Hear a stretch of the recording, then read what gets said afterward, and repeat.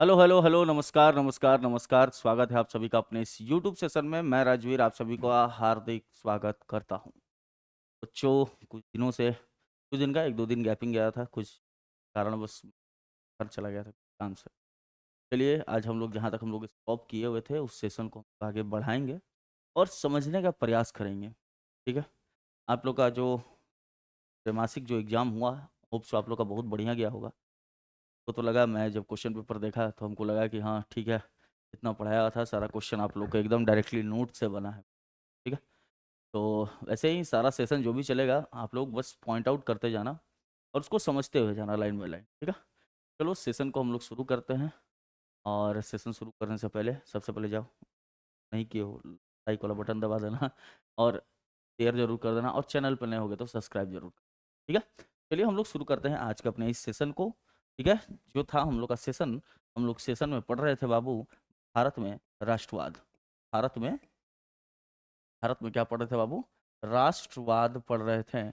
और ये सेशन का चौथा पार्ट है। ठीक है। पार्ट नंबर की अगर मैं बात करूं, ये फोर्थ पार्ट है इसका।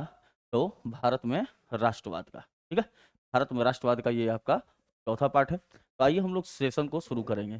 सेशन को शुरू करेंगे तो हम लोग को सबसे पहले जो नज़र आ रहा है वो आ रहा है क्या? तो जालिया बाग हत्याकांड। जालियावाला बाग हत्याकांड। यहीं से हम लोग क्या करेंगे, अपने आज के सेशन की हम लोग शुरुआत करेंगे। जालियावाला बाग हत्याकांड के बारे में मैंने आप लोग को पिछले जो आप वीडियो देखे होंगे तो उसमें मैंने आपको अच्छी तरीके से मैंने समझाया हुआ था ऑलरेडी। लेकिन अगर आपका बुक क्या कहता है तो चलिए उसको हम लोग समझेंगे। एक करेक्शन करना था आप लोग के। पिछला जो सेशन हम लोग देखे थे उसमें मेरे से एक या आपको बुक के फॉल्ट का है। ठीक है। बुक में वहां पे 1 जनवरी लिखा हुआ था महात्मा गांधी का आने का तिथि। ठीक है। 1 जनवरी लिखा हुआ था महात्मा गांधी का आने का तिथि। उसको करेक्ट कर लीजिएगा, 1 जनवरी नहीं है वो, 15 जनवरी है। ठीक है। 15 जनवरी है, इसको आप लोग याद रखिएगा। ठीक है। तो चलिए आज के हम लोग सेशन की शुरुआत करते हैं। और आज का जो हम लोग का सबसे ऊपर टॉपिक जो है वो है आपका जलियांवाला बाग हत्याकांड। आइए शुरू करते हैं। करा क्या कि विश्व युद्ध जनित घटनाओं का प्रभाव पंजाब में विशेष रूप से परिचलित होने के कारण वहां के जनमानस आंदोलित था। मतलब कर रहा है क्या कि विश्व युद्ध के दौरान जो भी घटनाएं घटित हुई थी, जो भी घटनाएं घटित हुई थी, चाहे अगर मैं बात कर लूं ब्रिटेन क्या बोलते हैं वो खलीफा पद का डिस्ट्रॉय करना, खत्म करना, उसकी मैं बात करूं, या अनदर जो भी घटनाएं घटित हुई थी उससे पंजाब के लोग, ठीक है, वही चीज लिखा है, इसका प्रभाव पंजाब के विशेष रूप से प्रचलित होने के वहां पर क्या था कि वहां के जो भी जनमानस थे, जो भी वहां के लोग थे, वो एकदम आंदोलित रूप में थे। लेकिन एक याद रखिएगा कि ये जो जालियांवाला बाग नरसंहार होता है, यानी जालियांवाला बाग हत्याकांड होता है, इसके बाद से तो और भी राष्ट्रवाद की भावना जो थी लोगों में और उफान करने लगी। क्योंकि इतनी ज्यादा हत्याएं होती हैं जालियांवाला बाग में कि जिससे लोग और भी मार्मिक हो जाते हैं और लोगों को ब्रिटेन के प्रति असंतोष की भावना और घर कर लेती है। ठीक है। समझिएगा। कर है क्या कि 6 अप्रैल को देशव्यापी हड़ताल के बाद 9 अप्रैल 1919 को दो स्थानीय नेता डॉक्टर सत्यपाल एवं किचलू को गिरफ्तार कर लिया गया। यानी देशव्यापी जो हड़ताल चल रहा था, ठीक है, तो वहां पे अगर मैं बात करूं आपसे, तो देशव्यापी जो हड़ताल चल रहा था तो वहां के दो स्थानीय नेता थे, कहाँ के? पंजाब के। ठीक है। कहाँ के? पंजाब के दो स्थानीय नेता थे। एक का नाम था सैफुद्दीन किचलू। ठीक है। पूरा नाम था सैफुद्दीन सैफुद्दीन किचलू। और दूसरे का नाम था डॉक्टर सत्यपाल। डॉक्टर सत्यपाल। ठीक है। यहाँ पर शायद आप लोगों को दिख रहा है क्या? हाँ, दिख ही रहा होगा, थोड़ा बहुत आपको दिख रहा होगा। फोटो है तो इसमें थोड़ा सा दिक्कत होगा ही। ठीक है। तो पंजाब के क्षेत्र में तो हड़ताल जो चल रहा था, तो वही कह रहा है कि 9 अप्रैल 1919 को दो स्थानीय नेता, कौन कौन से? एक सैफुद्दीन किचलू और दूसरे डॉक्टर सत्यपाल को गिरफ्तार कर लिया गया। क्या किया गया बाबू? गिरफ्तार कर लिया गया। इनके बारे में अगर मैं बात करूं तो ये दोनों कांग्रेस के वार्षिक अधिवेशन के स्वागत समिति के सदस्य भी थे। यानी जो वार्षिक अधिवेशन होता था कांग्रेस का, उसके स्वागत समिति एक बनी हुई थी जो स्वागत करते थे। उनके क्या रहे थे, यह अध्यक्ष भी रहे थे, सॉरी सदस्य रहे थे। इनकी गिरफ्तारी हो जाती है और इन्हीं की गिरफ्तारी के विरोध में 13 अप्रैल 1919 को 13 अप्रैल 1919 को जालियांवाला बाग में एक सार्वजनिक सभा बुलाई गई थी। याद रखिएगा, इन दोनों की क्या होती है, गिरफ्तारी हो जाती है। और इन्हीं की गिरफ्तारी के परिप्रेक्ष्य में अगर मैं बात करूं तो जालियांवाला बाग में एक सभा बुलाई गई थी। जहां जिला मजिस्ट्रेट कौन थे, जनरल ओ डायर। ठीक है, वहां के जिला मजिस्ट्रेट कौन थे, general O Dyer. General O Dyer क्या करता है कि जनरल ओ डायर ने क्या किया कि बिना किसी चेतावनी के शांतिपूर्ण चल रही सभा पर क्या किया कि गोली चलाया और लगभग 10,000 लोगों की हत्या कर दी। सोचिए, सॉरी 1,000 लोगों की हत्या कर दी। अब जरा समझिएगा, 1,000 जो लोग जो जिसकी बात हो रही है, 1,000 जो लोगों की बात हो रही है, इसमें सभी लोग थे, बच्चे, ठीक है, बच्चे भी थे, स्थानीय महिलाएं भी थी, पुरुष भी थे, सभी लोग थे, ठीक है? पुरुष लोग भी थे। बस इतना समझिए ना, छोड़िए, लिखेंगे नहीं, ठीक है। 1,000 लोग की क्या की गई, हत्या कर दी गई। ये तो सरकारी आंकड़ा है, ये क्या है आपका, सरकारी आंकड़ा है, ये सरकार ने दिया था। लेकिन गैर सरकारी आंकड़ों का अगर नजर डालेंगे तो इसमें लगभग 10,000 लोग की हत्या हुई। बात को याद रखिए, बात को नोट डाउन कर लीजिएगा, लगभग 1,000 लोग की हत्या हो गई। सोचिए, जरा आंख बंद करके इस चीज को महसूस कीजिएगा कि आप बीच में अकेले खड़े हैं और चारों ओर लाश ही नजर आ रहा है, और एक वहीं पे एक छोटा बच्चा भी था, उसका नाम था उधम सिंह। यही छोटा बच्चा आगे चलकर एकदम तबाही मचा कर रख देता। तबाही क्या, जाता है और मारता है जनरल ओडायर को वहां पे ब्रिटेन में जाके। आगे चलकर जब थोड़ा सा बड़ा हो जाता है, यही उधम सिंह छोटा बच्चा था जिसने पूरे आंखों देखा, हाल ही देखा, ठीक है। वही चीज लिखा है कि 1,000 लोगों की हत्या कर दी गई, बहुत से लोग घायल भी हुए थे, बहुत सारे लोग जो थे घायल भी हो गए थे। जालियांवाला बाग नरसंहार के बाद पंजाब में मार्शल लॉ लगाकर आतंक का माहौल कायम कर दिया गया। ये मार्शल लॉ क्या है, मार्शल लॉ का मतलब होता है सेना, ठीक है। ब्रिटेन की सेना का वहां पे क्या कर दिया गया, आप लोग सुनते होंगे ना जी, ये प्रेसिडेंट जैसे राष्ट्रपति शासन लागू होना, तो वहां पर क्या होता है, सारा फौज का अंतर्गत में चला जाता है।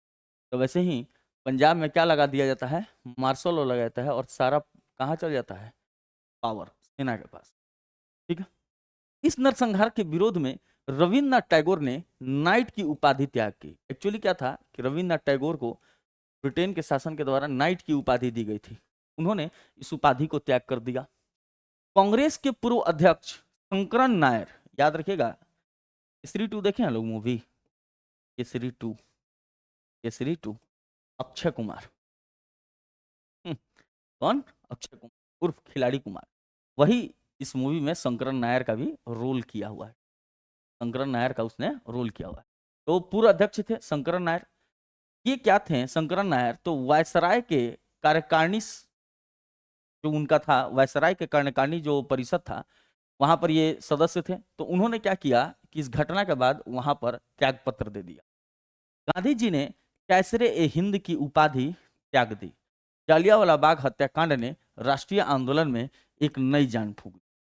समझिएगा, ये जो घटना थी, जालियांवाला बाग हत्याकांड की जो जो घटना थी, वो काफी मार्मिक थी, काफी मार्मिक थी। लोग मरे, बच्चे मरे, महिलाएं मरे, बहुत लोग मरे। एक तरीका से समझ जाइए कि चारों ओर जो राष्ट्रवाद की भावना था लोगों में, धीरे धीरे पनपना शुरू। कुछ देर के लिए ठंड पड़ गया था, मतलब ऐसा नहीं था कि खत्म हो गया था राष्ट्रवाद की भावना, लेकिन इस घटना ने क्या किया कि फिर लोगों में एक नई ऊर्जा का संचार किया, और ये नई ऊर्जा का संचार आगे चलकर एक व्यापक रूप धारण करता है और भारतीय स्वतंत्रता संघर्ष में इस घटना का भी प्रभाव बहुत ज्यादा रहा था। ठीक है, आप देख रहे हैं कि रविन्द्रनाथ टैगोर, उन्होंने क्या की, नाइट की उपाधि त्याग कर दी। आपसे क्वेश्चन पूछ सकता है, किस घटना के दौरान रविन्द्रनाथ टैगोर के द्वारा नाइट की उपाधि त्याग कर दी गई? तो याद रखिएगा, जालियांवाला बाग। शंकरन नायर जो वायसराय के कार्यकारिणी के सदस्य थे परिषद के, उन्होंने वहां से त्याग पत्र दे दिया। महात्मा गांधी ने कैसरे हिंद की उपाधि त्याग दी। ठीक है, और ये घटना जो रहा, यह लोगों में एक नई ऊर्जा को पैदा करने का काम किया।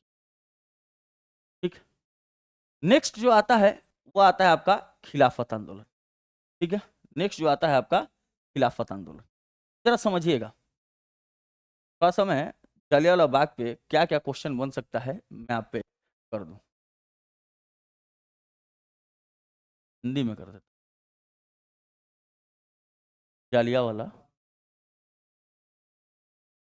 बाग कब हुआ? 13 अप्रैल 1900। ठीक, क्यों हुआ? तो दो नेता थे, किचलू और सत्यपाल, इन दोनों की गिरफ्तारी हो गई थी। दोनों की क्या हुई थी? गिरफ्तारी हुई थी। इसी गिरफ्तारी के विरोध में लोग एकत्रित हुए थे। कहाँ? तो पंजाब में एक जगह है, का नाम है अमृतसर। अमृतसर, इसी अमृतसर में एक जगह है, का नाम था जालियांवाला बाग। ठीक है, क्या नाम था? जालियांवाला बाग। यहाँ पे लोग क्या हुए थे? इकट्ठा हुए थे। यह 13 अप्रैल का जो दिन था, इस दिन पंजाब में वैसाखी पर्व था। ठीक है, इस दिन पंजाब में क्या था आपका? वैसाखी का पर्व था। ठीक है, जब ये जालियांवाला बाग कांड हुआ था, इस समय यहाँ के जिला मजिस्ट्रेट कौन थे? तो जनरल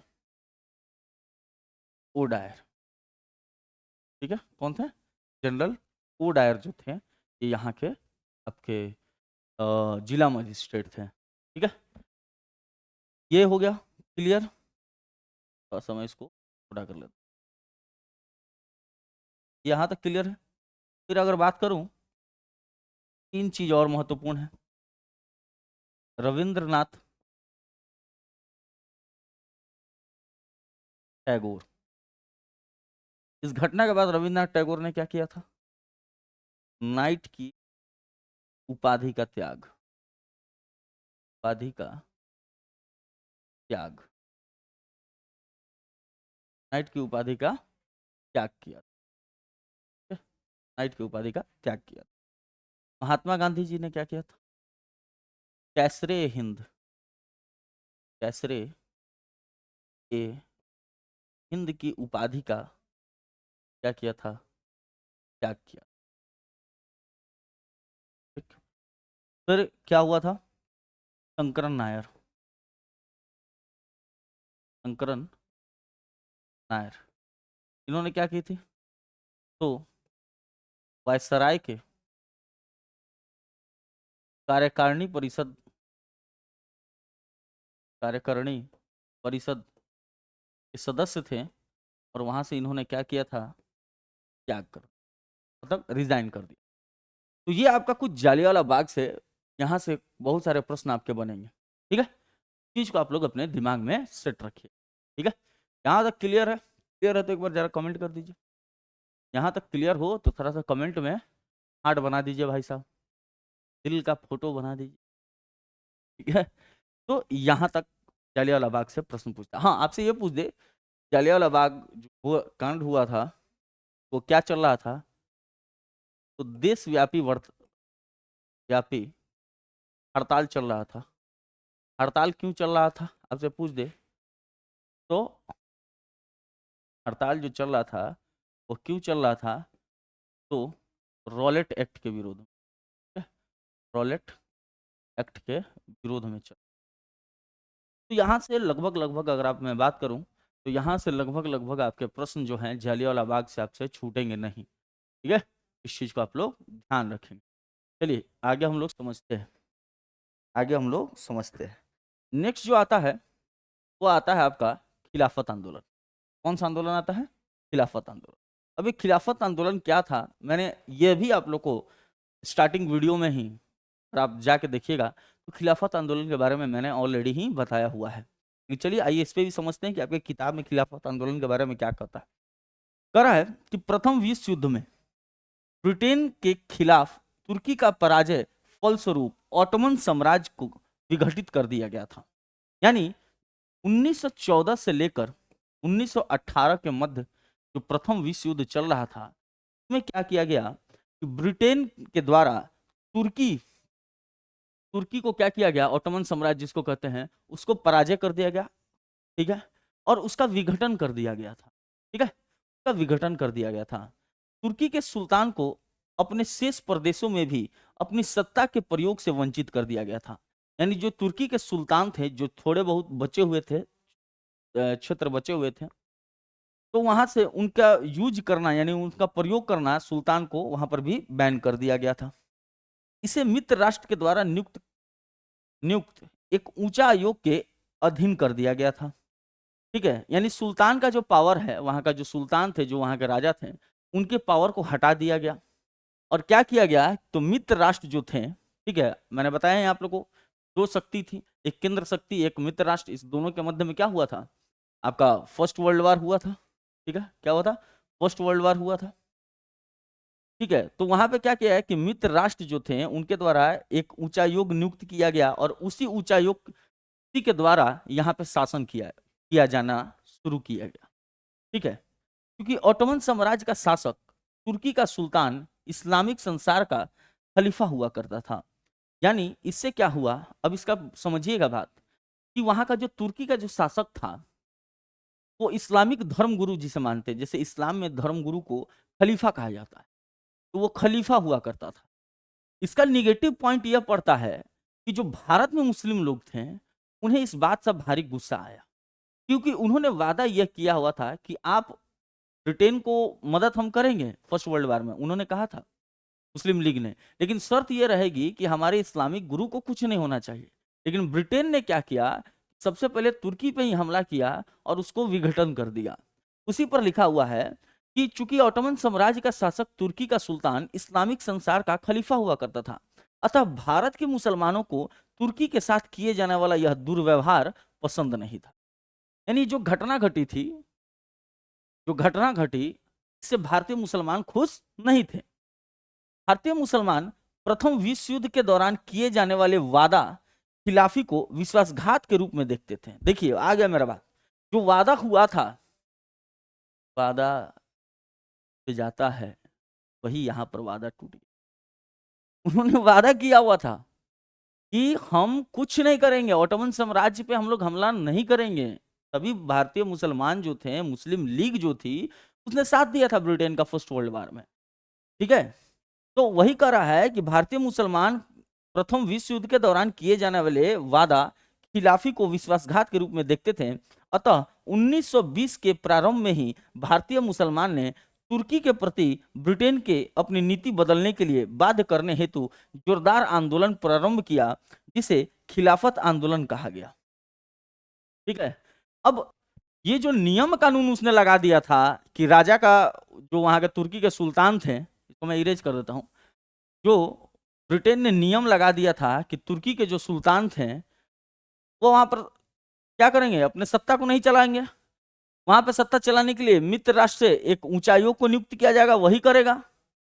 इसीलिए वहां के, अगर मैं बात करूं तो 1920 के प्रारंभ में भारतीय मुसलमान ने तुर्की के प्रति ब्रिटेन को अपनी नीति बदलने के लिए बाध्य करने की है कि भाई ब्रिटेन, जो तुम ये नीति लगा रहे हो, ये जो तुम्हारा नीति है, जो तुम्हारा नियम है, कानून है, इसको हटाओ, इसको खत्म करो, ठीक है। इसी को ब्रिटेन पर बाध्य करवाने के लिए इन्होंने क्या किया, तो यहाँ पे भारत में देखेंगे बाबू, तो खिलाफत आंदोलन शुरू किया। कौन सा आंदोलन शुरू किया था? खिलाफत आंदोलन शुरू किया। इस चीज को आप लोग याद रखेंगे, ठीक है। खिलाफत आंदोलन शुरू किया था, ठीक है। कह रहा है कि महात्मा गांधी और भारतीय राष्ट्रीय कांग्रेस के अमृतसर अधिवेशन दिसंबर 1919 में समर्थन पाकर यह आंदोलन काफी सशक्त हो गया था।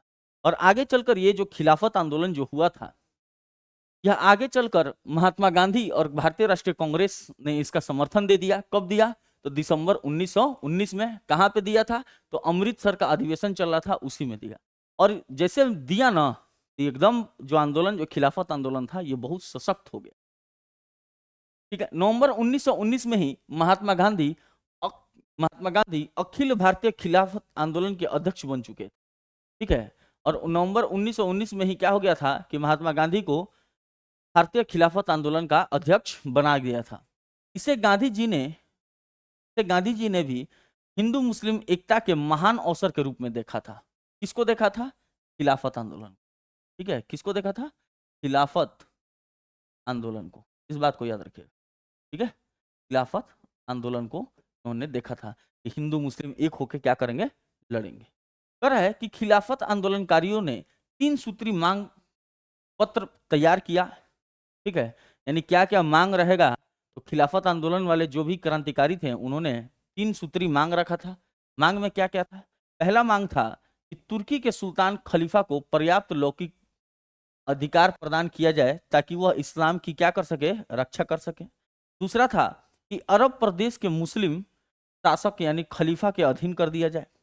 खलीफा को मुसलमान को पवित्र स्थलों का संरक्षक बनाया जाए।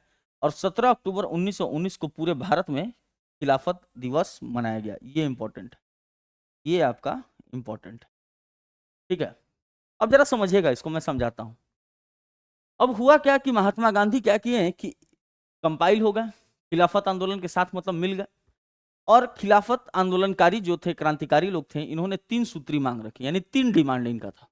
पहला डिमांड था कि तुर्की के सुल्तान जो थे, जिनको खलीफा कहा जाता था, उनको पर्याप्त लौकिक अधिकार दिया जाए ताकि वो इस्लाम की रक्षा कर सके। दूसरा था कि अरब प्रदेश के जो भी मुस्लिम शासक थे यानी खलीफा थे, उनको क्या किया जाए कि उसको उन्हें खलीफा के अधीन कर दिया जाए। तीसरा था कि खलीफा के मुसलमान के पवित्र स्थलों का संरक्षक बनाया जाए, यानी जो भी मुसलमान लोगों के पवित्र स्थल हैं उसका उससे रक्षक बनाया जाए। और इसी परिप्रेक्ष्य में देखेंगे तो 17 अक्टूबर 1919 को पूरे भारत में कौन सा दिवस मनाया गया था? तो खिलाफत दिवस मनाया गया था, ठीक है। ये आपका खिलाफत आंदोलन से आपका प्रश्न रहा। और यहाँ पे आपका रहा था क्या? खिलाफत आंदोलन। अब हम लोग पढ़ेंगे असहयोग आंदोलन। असहयोग आंदोलन क्या हो? कह रहा है कि असहयोग आंदोलन महात्मा गांधी के नेतृत्व में प्रारंभ किया गया था। यह प्रथम जन आंदोलन था, यानी महात्मा गांधी का प्रथम अगर जन आंदोलन की बात करें आपसे, तो सबसे बड़ा जो जन आंदोलन होता है वह कौन सा होता है? तो असहयोग आंदोलन होता है। इस जन आंदोलन के मुख्यतः 3 कारण थे, यानी असहयोग आंदोलन के 3 गो कारण थे। पहला कारण क्या था? तो खिलाफत का मुद्दा, यानी खिलाफत आंदोलन क्यों लड़ा गया, ठीक है, यानी उसमें जो जो घटनाएं घटी वो एक मुद्दा था। दूसरा था पंजाब में सरकार की बर्बर कार्रवाई के विरुद्ध न्याय प्राप्त करना, यानी जो जलियांवाला बाग का घटना घटा था उसका एग्जैक्ट न्याय क्या होना चाहिए ये करना। और तीसरा था स्वराज की प्राप्ति करना, ठीक है, यानी तीसरा था स्वराज की प्राप्ति करना। आपसे पूछ दे कि असहयोग आंदोलन के 3 मुख्य कारण क्या थे, क्यों हुआ, तो आप इस 3 पॉइंट को आप लोग लिखेंगे। कह रहा है कि इस आंदोलन में 2 तरह के कार्यक्रम को अपनाया गया था, ठीक है, यानी इस बात करें तो इस आंदोलन में कितने तरह का? 2 तरह का था। पहला था अंग्रेजी सरकार को कमजोर करना एवं नैतिक रूप से पराजित करने के लिए विध्वंसनात्मक कार्य, जिसके अंतर्गत उपाधियों का, अवैतनिक पदों का त्याग करना, सरकारी तथा गैर सरकारी समारोहों का बहिष्कार करना, सरकारी स्कूल एवं कॉलेजों का बहिष्कार करना, विधान परिषद के चुनाव का बहिष्कार करना, विदेशी वस्तुओं का बहिष्कार करने के साथ साथ मेसोपोटामिया में नौकरी से इनकार करने का शामिल था। यानी अगर मैं बात करूं तो इस आंदोलन के 2 कार्यक्रम थे, जिसमें पहला कार्यक्रम यह था कि अंग्रेजी सरकार को कमजोर करना। अब कैसे कमजोर किया जाएगा? तो नैतिक रूप से क्या करना, उन्हें क्या करना? कमजोर करना। ऐसा नहीं कि आप हिंसा करने लगे, नहीं नहीं, हिंसा करके कुछ नहीं होगा। इसमें क्या किया गया कि जो भी उपाधि वगैरह मिला था उसको लोग त्याग करने लगे, अवैतनिक जो भी पद थे उसको छोड़ने लगे, सरकारी गैर सरकारी जो भी समारोह होता था उसमें लोग जाना बंद कर दिए। सरकारी और गैर सरकारी स्कूल और कॉलेज का बहिष्कार करना, यानी लोग वहां से भी छोड़ने लगे। विधान परिषद के चुनाव का बहिष्कार करना, यानी जो विधान परिषद का चुनाव उस समय होता था उसको भी लोग क्या करने लगे, बहिष्कार करने लगे। विदेशी वस्तुओं का बहिष्कार, यानी जो भी बाहर से जो वस्तुएं आती थी वो भी लोग क्या करने लगे, बहिष्कार करने लगे। दूसरा यह था, ये तो पहला हो गया आपका, ठीक है, ये पहला था, पहला, ठीक है। अब दूसरा यह था, द्वितीय, रचनात्मक कार्यों के अंतर्गत न्यायालय के स्थान पर पंच का फैसला मानना। राष्ट्रीय विद्यालय एवं कॉलेजों की स्थापना ताकि सरकारी स्कूल कॉलेज का बहिष्कार करने वाले विद्यार्थियों की पढ़ाई जारी रख सकें। स्वदेशी को अपनाना, चरखा खादी को लोकप्रिय बनाना, तिलक स्वराज कोष हेतु 1 करोड़ रुपए इकट्ठा करना, 20 लाख चरखे का संपूर्ण भारत में वितरण करना शामिल था। यानी ये जो आपका असहयोग आंदोलन था, इसके 2 कार्यक्रम थे। पहला कार्यक्रम मैंने यहाँ पर आप लोग को बताया कैसे क्या करना है, और दूसरा कारण क्या था, आइए इसको समझते हैं। इसमें क्या करना कि न्यायालय के जगह इसका स्थापना करना, पंच का फैसला मानना, जो पंचायत हम लोग समझते हैं ना, पंच, उसका फैसला मानना। राष्ट्रीय विद्यालय और कॉलेजों की स्थापना करना, यानी राष्ट्र का खुद का, भारत का अपना विद्यालय वगैरह हो, उसका स्थापना किया जाए ताकि जो भी स्कूल कॉलेज के लोग विद्यार्थी हैं वो अपना पढ़ाई को क्या कर सके, जारी रख सके। स्वदेशी को अपनाना, यानी जो देश में बन रहा है, ठीक है, स्वदेशी जो भी चीजें बन रही हैं उसको अपनाना, उसको यूज करना, उसको प्रयोग में लाना, ठीक है। चरखा खादी को लोकप्रिय बनाना, यानी देखते होंगे आप लोग चरखा ऐसे गांधी जी काटते रहते थे चरखा को, और उससे बने वस्त्र खादी वगैरह को क्या करना और उसको प्रसिद्ध करना, लोग उसको यूज करें। तिलक स्वराज कोष हेतु 1 करोड़ रुपए इकट्ठा करना। एक तिलक का क्या किया गया था, तिलक जी के नाम पर क्या किया गया, एक स्वराज कोष बनाया गया था। उसका मतलब जिसमें पैसा जमा हो सके, तो ठीक है, कोष के लिए 1 करोड़ रुपया इकट्ठा करना और 20 लाख का चरखा क्या करना, पूरे संपूर्ण भारत में लोगों को बांटना, ठीक है। तो असहयोग आंदोलन के 2 कार्यक्रम थे, कौन कौन से, एक था आपका जिसमें सारा त्याग पत्र करने का काम हो रहा है, और दूसरा ये था, ठीक है, दूसरा यह था, कह रहा है कि द्वितीय रचनात्मक कार्यों के अंतर्गत न्यायालय के स्थान पर वही चीज है, 1 करोड़ रुपया इकट्ठा करना था। अब आंदोलन की शुरुआत इसको समझ, ये जो आंदोलन हुआ था ये कैसे शुरू हुआ। कह रहा है कि महात्मा गांधी के नेतृत्व में 1 जनवरी सन 1921 में असहयोग आंदोलन की शुरुआत हुई, ठीक है। यानी जो असहयोग आंदोलन था कब शुरू होता है, 1 जनवरी 1921 को शुरुआत होती है, किसके नेतृत्व में, महात्मा गांधी का नेतृत्व। संपूर्ण भारत में असहयोग आंदोलन को अभूतपूर्व सफलता मिली, यानी अगर मैं बात करूं तो इसको बहुत सक्सेस मिला, ठीक है, बहुत सही ढंग से लोगों को ये चीज समझ में आया और लोगों ने इन बातों को भी माना। यह क्या रहा, तो बहुत सक्सेसफुल रहा, सफल रहा। विदेशी कपड़े का बहिष्कार एवं छात्र द्वारा सरकारी स्कूल कॉलेजों का बहिष्कार क्या रहा, जारी रहा। आंदोलन के दौरान राष्ट्रीय विद्यालय, जामिया मिलिया इस्लामिया, अलीगढ़ मुस्लिम विश्वविद्यालय और काशी विद्यापीठ जैसी शैक्षिक संस्था की स्थापना की गई।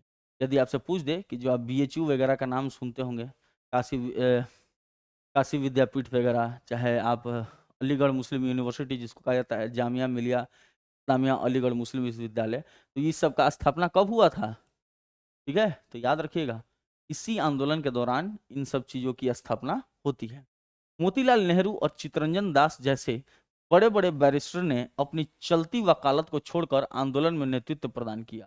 यानी मोतीलाल नेहरू ये कौन थे, तो फादर ऑफ जवाहरलाल नेहरू, ठीक है, जवाहरलाल नेहरू, और चित्तरंजन दास यानी सीआर दास, ठीक है, कौन दास, सीआर दास।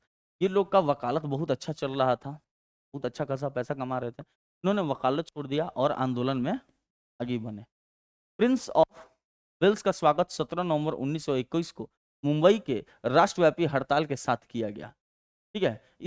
इसी दौरान क्या होता है कि प्रिंस ऑफ वेल्स आते हैं भारत में, ठीक है, इनका स्वागत कब होता है, तो मुंबई में होता है, और इनका स्वागत होता है 17 नवंबर 1921 को। लेकिन इनका जो स्वागत होता है बाबू, वो हड़ताल के साथ होता है, ठीक है। यानी जो इमेज थी, भारत का इमेज था, प्रिंस ऑफ वेल वास्तविकता देख रहे हैं, ठीक है। सरकार ने आंदोलन को गैर कानूनी करार कर देते हुए लगभग 30,000 आंदोलनकारियों को गिरफ्तार कर लिया। यानी ये जो आंदोलन चल रहा था, ठीक है, इसे सरकार ने क्या किया कि ये गैर कानूनी है, ये गलत है, ठीक है। लगभग 30,000 लोगों की क्या हुई, गिरफ्तारी हुई। गिरफ्तारी के विरोध में गांधी जी ने सरकार को सविनय अवज्ञा आंदोलन की धमकी दी, ठीक है। गांधी जी यहाँ पर पूरा फुल फॉर्म में है। उन्होंने कहा कि सुनिए, छोड़ दीजिए सविनय अवज्ञा, उसी को छोड़ दीजिए, जो भी आंदोलनकारी हैं तो आप गिरफ्तार किए हुए हैं उनको आप छोड़ दीजिए, धमकी दी। लेकिन इसी बीच उत्तर प्रदेश के गोरखपुर जिले में चौरा चोरी राजनीतिक जुलूस पर पुलिस द्वारा फायरिंग के विरोध में भीड़ ने थाने पर हमला कर 5 फरवरी 1922 को 22 पुलिसकर्मियों की जान ले ली। और जैसे ये सब सारी चीजें चल रही थी, वैसे ही एक घटना घटती है गोरखपुर के पास, एक चौरा चोरी जगह है, ठीक है। एक चौरा चोरी जगह है गोरखपुर के पास, वहां पर एक घटना घटती है। और घटना क्या हुई थी, तो राजनीतिक जुलूस में क्या हुआ था कि पुलिस कर्मियों के द्वारा, जो अंग्रेज पुलिसकर्मी थे उनके द्वारा फायरिंग किया गया था। अब भीड़ क्या की कि भीड़ ने पूरे थाने को घेर लिया और 5 फरवरी 1922 को 22 पुलिसकर्मियों को जान गई। कहा जाता है यही क्या कि 22 जो पुलिसकर्मी थे वो पूरे थाने को ही आग लगा दिया गया, ठीक है, जिसमें 22 पुलिसकर्मी की जान गई। गांधी जी समझ गए कि जनता अभी व्यापक सविनय अवज्ञा आंदोलन के लिए तैयार नहीं है। तो सविनय अवज्ञा आंदोलन जो गांधी जी करना चाह रहे थे, पता चल गया, क्योंकि भाई गांधी जी तो भाई अहिंसा के पुजारी थे। और यहाँ पर तो देखिएगा कि जो 22 पुलिसकर्मी थे ब्रिटेन के, जो उनकी हत्या हो गई, तो वही कह रहे हैं कि गांधी जी समझ गए कि जनता अभी व्यापक सविनय अवज्ञा आंदोलन के लिए तैयार नहीं है। फलतः 12 फरवरी 1922 को गांधी जी के निर्णयानुसार आंदोलन को स्थगित कर दिया गया। यानी जो असहयोग आंदोलन था, ये घटना, चौरा चोरी घटना घटने के बाद ये जो असहयोग आंदोलन था, इसको गांधी जी ने क्या किया, रोक दिया, ठीक है। गांधी जी ने क्या किया, रोक दिया। गांधी जी का ब्रिटिश सरकार के द्वारा मार्च 1922 में गिरफ्तार करके 6 वर्षों के लिए कारावास की सजा दी गई। यानी महात्मा गांधी को क्या कर दिया गया, जेल कर दिया गया।